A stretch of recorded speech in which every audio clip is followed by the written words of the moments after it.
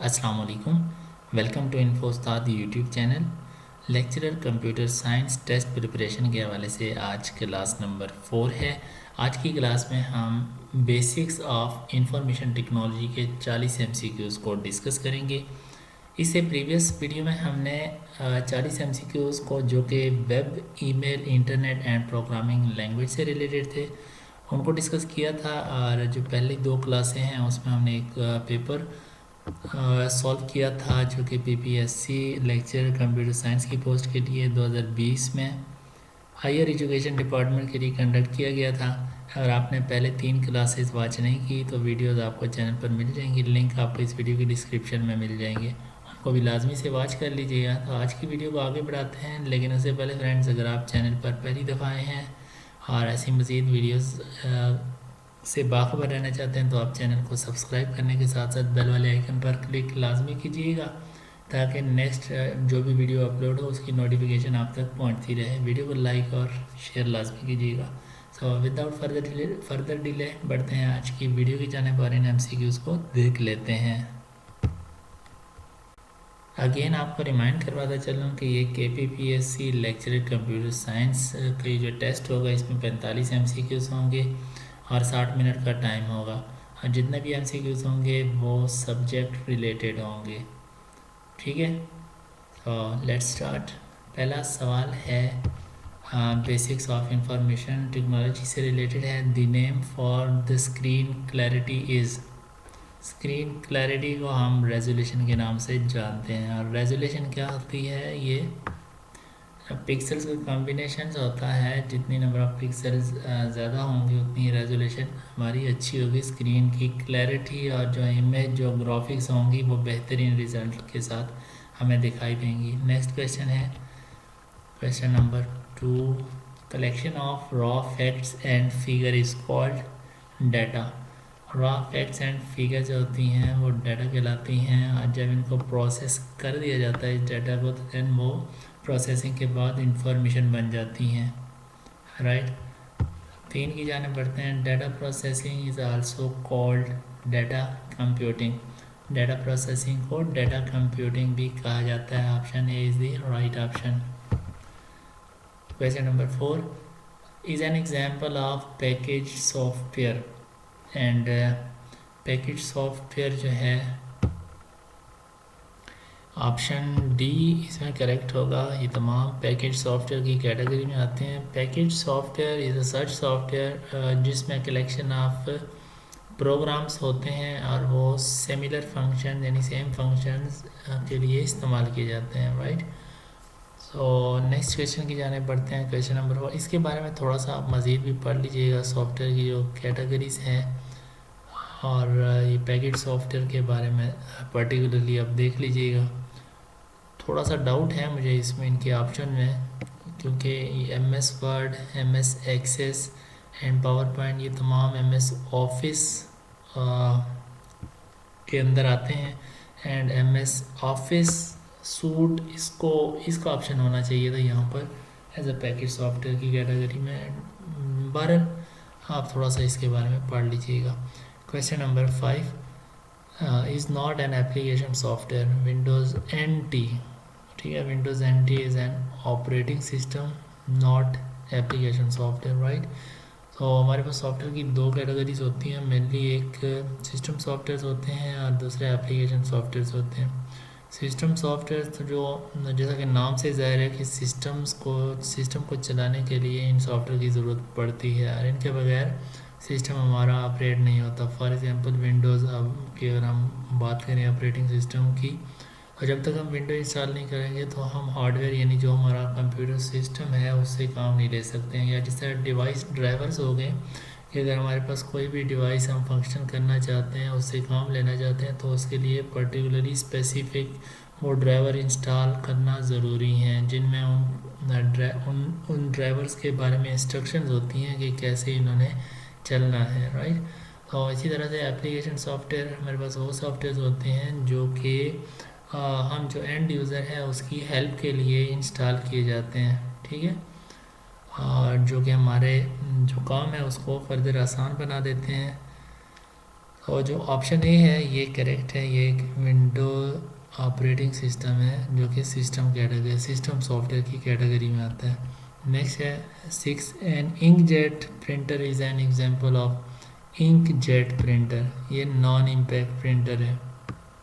Non impact printer, दो किस्म के प्रिंटर्स होते हैं, एक इम्पैक्ट और एक नॉन इम्पैक्ट। इम्पैक्ट प्रिंटर्स वो होते हैं जब प्रिंटिंग होती है तो वो स्ट्राइक करते हैं, राइट। पेपर और जो इंक रिबन होता है उनके आपस में मतलब हेड होते हैं, स्ट्राइक करते हैं पेपर पे तो उनका जो इमेज है वो फॉर्म वो बनता है। और लेकिन जो नॉन इम्पैक्ट प्रिंटर होते हैं उधर ये मैकेनिज़्म यूज़ नहीं किया जाता, वहाँ पे कोई चीज़ स्ट्राइक नहीं की जाती, बल्कि या लेज़र बीम्स की वजह से, लाइट की मदद से, या जो बाकी टेक्नोलॉजीज़ को यूज़ करके without striking upon the paper तो जो करेक्टर हैं वो प्रिंट होते हैं, इमेज फॉर्म होती हैं on the paper. So inkjet printer या लेज़र जेट प्रिंटर ये नॉन इम्पैक्ट प्रिंटर की कैटेगरीज में आते हैं। नेक्स्ट है जी, अच्छा इम्पैक्ट प्रिंटर जैसे टाइप राइटर थे, राइट, तो मतलब टाइप करते थे देन जो है वो हमें आउटपुट पेपर पे मिलता था। इस तरह के जो प्रिंटर हैं वो इम्पैक्ट प्रिंटर होते हैं। हमारा ऑप्शन डी करेक्ट है। 7 है dash is secondary storage device. हमारे पास दो किस्म की स्टोरेज डिवाइसेस होती हैं, या स्टोरेज मेमोरी कहते हैं आप उनको। दो किस्म की मेमोरीज, प्राइमरी मेमोरी और एक secondary storage, right. Primary storage के अंदर हमारी रैम आ जाती है, रोम आ जाती है, और जो हमारी सेकेंडरी स्टोरेज है इनफैक्ट कैशे भी आ जाती है। और सेकेंडरी स्टोरेज में हमारे पास हार्ड डिस्क आ जाती है, फ्लॉपी डिस्क आ जाती है, यूएसबी आ जाती है, सीडी रोम वगैरह, तमाम सेकेंडरी स्टोरेज के कैटेगरी में फॉल करती हैं। सो हमारे पास सीडी रोम जो है ये सेकेंडरी स्टोरेज डिवाइस है। 8, the device driver is an example of. जैसे मैंने पहले बताया कि डिवाइस ड्राइवर हमारे पास सिस्टम सॉफ्टवेयर की कैटेगरी में है, ऑप्शन बी करेक्ट है।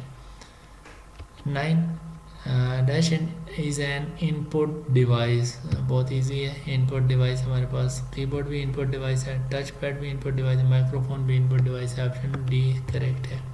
10, dash key is used to change lowercase letters mode to uppercase and vice versa। ये भी नहीं है, vice versa। सो ये तो बहुत आसान है।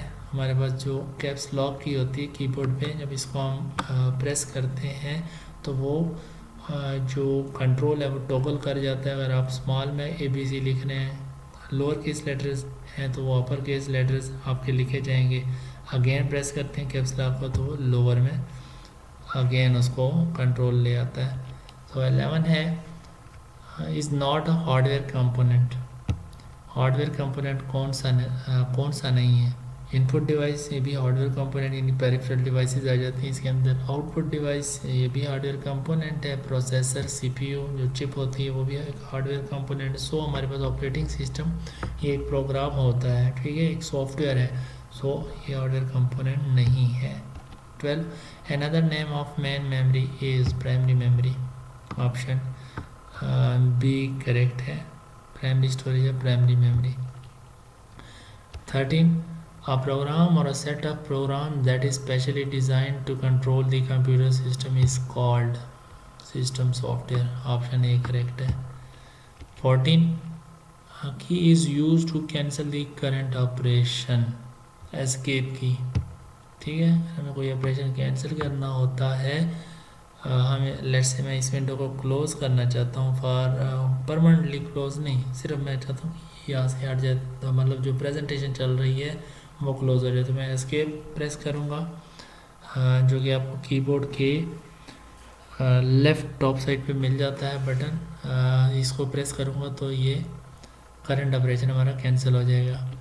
15, imaging uses what devices to input data। ये हमारा स्कैनर है, ऑप्शन डी।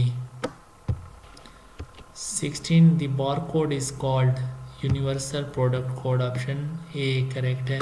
आपने देखा होगा जो मतलब हमारी स्टोर्स के अंदर चीज़ें होती हैं उन पे कुछ बारकोड होते हैं, राइट, वर्टिकली, तो उनको बारकोड कहा जाता है, उनको रीड किया जाता है बारकोड रीडर से। और इन्हीं बारकोड्स को एक और नाम से भी जाना जाता है, universal product code.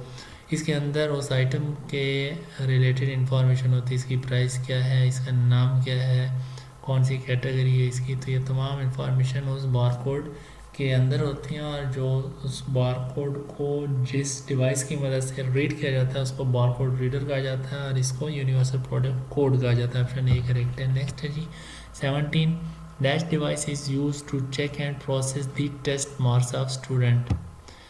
Answer sheets होती हैं, उनको OMR की मदद से चेक किया जाता है, प्रोसेस किया जाता है। OMR stands for optical mark recognition, right, या रीडर, कुछ इस तरह से इसकी एब्रीविएशन बनती है। 18, dash is not to related soft copy output. तो जो हमारी सॉफ्ट कॉपी आउटपुट होती है वो हमें स्क्रीन पे नज़र आती है, यानी पेपर पे जो चीज़ प्रिंट नहीं होती उसको सॉफ्ट कॉपी आउटपुट कहा जाता है। एंड प्लॉटर या प्रिंटर, क्योंकि इस पेपर पे हमें प्रिंटेड चीज़ मिलती है, सो इसको हार्ड कॉपी के ज़िम्मे में लिया जाता है। सो ऑप्शन बी करेक्ट है। 19, an inkjet printer is an example of, पहले बता चुका हूँ, इंक जेट प्रिंटर हमारे पास नॉन इम्पैक्ट प्रिंटर होते हैं। 20, the monitor having VGA video graphic array cards has resolution 300 ज़रा 200 पिक्सल की रेजोल्यूशन होती हैं VGA कार्ड्स की। 21, print head of dot matrix printer provides best quality printout. 24 pins, option A is correct answer. Question number 22, DPI stands for dots per inch, option C correct है। 23, double word is equal to, एक जो word होता है memory unit है word, it is equal to 16 bits, और जब दो word होते हैं तो वो 32 बिट्स के इक्वल लेंथ बनती है, राइट। और अगर मेमोरी यूनिट की बात करें तो 4 सबसे छोटी इकाई होती है, वो बिट होती है। 4 बिट का एक निबल होता है, और 8 बिट मिला के एक बाइट बनाते हैं, और जब 2 बाइट मिलकर एक वर्ड बनाते हैं। एंड जब डबल वर्ड हो जाए तो वो 32 बिट का होता है। 24, the actual system is produced in phase, actual system जब बनाया जाता है तो वो कोडिंग होती है। जब कोडिंग स्टार्ट की जाती है तो इट मीन्स कि हम एक्चुअल सिस्टम को डेवलप करने की तरफ जा रहे हैं, coding. 25, dash is not related to preliminary investigation, system analysis का जो फेज़ है ये इब्तदाई इन्वेस्टिगेशन में नहीं आता, ठीक है। सबसे सिस्टम को आइडेंटिफाई किया जाता है, उसके बाद उसका स्कोप देखा जाता है, और फिजिबिलिटी स्टडी की जाती है कि ये जो सिस्टम बनाने जा रहे हैं ये फिजिबल भी है, और देन उसके बाद सिस्टम एनालाइज किया जाता है, ठीक है। तो ये बात का जो स्टेज है सिस्टम एनालाइज का, ये करेक्ट ऑप्शन है। 26, dash phase of SLDC stands for system software development life cycle, कुछ इस तरह से, लेट मी कन्फर्म जी। SLDC stands for software development life cycle, इसके डिफरेंट फेजेस होते हैं, जनरली 5 फेजेस होते हैं इसके, और यहाँ पर सिस्टम एनालाइज जो फेज़ है इसके बाद कौन सा फेज़ आता है, इसके बाद इम्प्लीमेंटेशन आती है जी। Option C is the correct answer. Next की जाने बढ़ते हैं। 27, dash method is used in data gathering step to collect information from a pot of people instead of many people of an organisation, तो इसको data sampling कहा जाता है, ठीक है, डाटा सैम्पलिंग। नेक्स्ट है soft copy refer to, already discuss कर चुके हैं, जो हमें स्क्रीन पे आउटपुट नज़र आता है, this is called soft copy. जब वो प्रिंटर के थ्रू या पेज पे पेपर पे प्रिंट होता है तो वो हार्ड कॉपी बनती है। So soft copy refer to screen output, peripheral device, none of the screen output. Another word for pointer is, pointer का दूसरा नाम कर्सर है। 30. The computing and communication technologies are combined together for data communication. Option B correct है। 31. Dash is not a secondary storage device. तो जो RAM है वो primary storage device है, बाकी तमाम सेकेंडरी स्टोरेज डिवाइस में आती है। 32. A program which is specially designed to solve the specific problem of user is called application software. Option D correct है। 33. A standard keyboard used in personal computer has 101 keys. Option B correct है। 34. Caps lock key is a toggle key. ठीक है, toggle की caps lock जैसे कि मैं पहले बता चुका हूँ कि जब हम इसको प्रेस करते हैं कीबोर्ड पे इस की को, तो जो कैपिटल में अगर हम लिख रहे हैं कैपिटल केसेस में हैं तो वो लोअर केस में कन्वर्ट हो जाते हैं। जो कंट्रोल है अगर हम लोअर में लिख रहे हैं तो वो नेक्स्ट टाइम मतलब कैपिटल में लिखे जाएंगे। सो इसको टोगल की में शुमार किया जाता है। 35. Into how many categories are software is classified. Software की 2 कैटेगरीज होती हैं, बता चुका हूँ। 36. Dash key is use to delete a character to the left of the cursor. तो इसके लिए अगर लेफ्ट साइड पे हमें कर्सर के लेफ्ट साइड पे कैरेक्टर को डिलीट करना हो तो उसके लिए हम बैक स्पेस प्रेस करते हैं कीबोर्ड से। अगर हमने राइट साइड पे कैरेक्टर डिलीट करना हो तो उसके लिए हम डिलीट की का इस्तेमाल करते हैं। ऑप्शन ए इसमें करेक्ट है, back space. 37. Dash is faster, ज़ाहिर है लेज़र प्रिंटर जो है वो फास्टर होगा। ऑप्शन बी करेक्ट है, क्योंकि इसमें लाइट का इस्तेमाल किया जाता है, लेज़र बीम का इस्तेमाल किया जाता है, तो ये ज़्यादा प्रिंटिंग करता है। ठीक है, फास्ट होता है। 38. पिक्सल स्टैंड्स फॉर, पिक्सल से बनता है picture element. 39. XGA card supports 16.7 million colours को ये सपोर्ट करता है। XGA एक्सटेंडेड ग्राफिक एडाप्टर कुछ इस तरह से आई थिंक बनता है इससे। 40. The output printed on paper is called hard copy. Option D correct है। सो व्यूअर्स, इसी के साथ हमारी ये वीडियो अपने इख्तिताम को पहुंचती है। मज़ीद वीडियोस के लिए हमारा चैनल सब्सक्राइब कीजिए। फेसबुक पे हमारा ग्रुप है इन्फोस्ताद, उसको भी ज्वाइन कर लीजिए। अगर आप शेयर करना चाहते हैं या कुछ नई चीज़ें फाइंड आउट करना चाहते हैं, कुछ क्यूरीज हैं तो आप पोस्ट कर सकते हैं हमारे फेसबुक के ग्रुप में। हमारा पेज लाइक कीजिए इन्फोस्ताद, और ऑफ कोर्स वेबसाइट अगर आपने अभी तक विज़िट नहीं की तो infostat.com उसको भी विज़िट कर लीजिए, वहाँ से भी आपको कुछ ना कुछ यूज़फुल कंटेंट मिल सकता है। So see you in the next video. अल्लाह हाफिज़।